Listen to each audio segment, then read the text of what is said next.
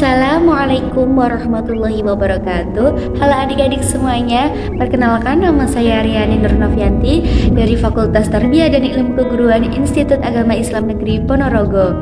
Nah, adik-adik, kita di sini akan belajar tentang macam-macam bentuk tulang daun dan contoh-contohnya. Kalau begitu, langsung saja ya kita mulai pelajarannya. Nah, pada umumnya warna daun itu warnanya hijau ya, tapi juga ada sih beberapa daun yang memiliki warna seperti putih, merah, ataupun dia tidak memiliki warna. Nah, apa sih yang menyebabkan daun itu berwarna hijau?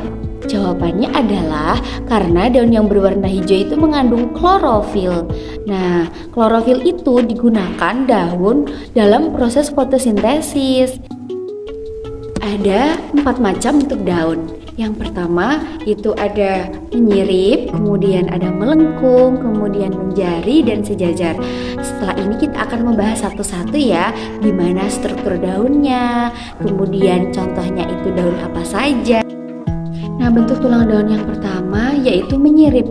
Dikatakan menyirip karena tulang daun tersebut berbentuk seperti sirip ikan. Jadi tulang daunnya mirip seperti sirip ikan ya. Nah, contoh dari daun yang memiliki bentuk tulang menyirip yaitu daun nangka, kemudian ada daun mangga dan daun jambu.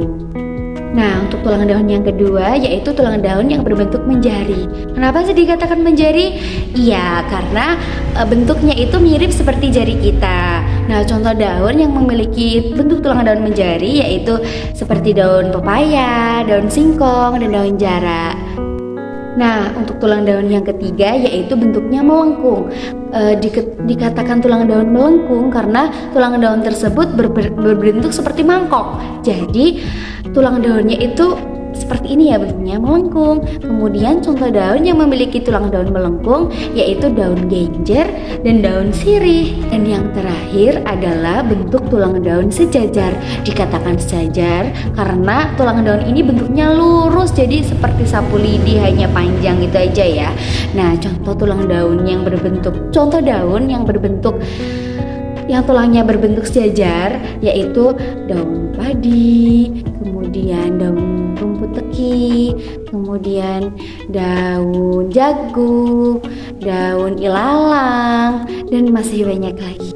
Nah, adik-adik, selain untuk proses fotosintesis, ternyata daun juga memiliki beberapa fungsi lain loh. Nah, apa sih fungsinya? Yang pertama, daun itu sebagai tempat bernapasnya tumbuhan. Jadi di dalam daun itu ada sebuah sel atau sebuah bagian yang disebut dengan stomata. Nah, stomata itu sebagai tempat keluar masuknya gas karbon dioksida dan gas oksigen.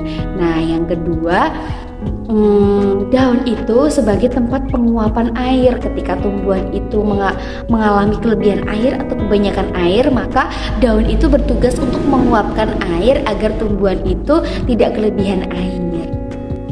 Nah, dari materi yang telah kakak sampaikan, semoga adik-adik bisa menerima dan bisa paham ya.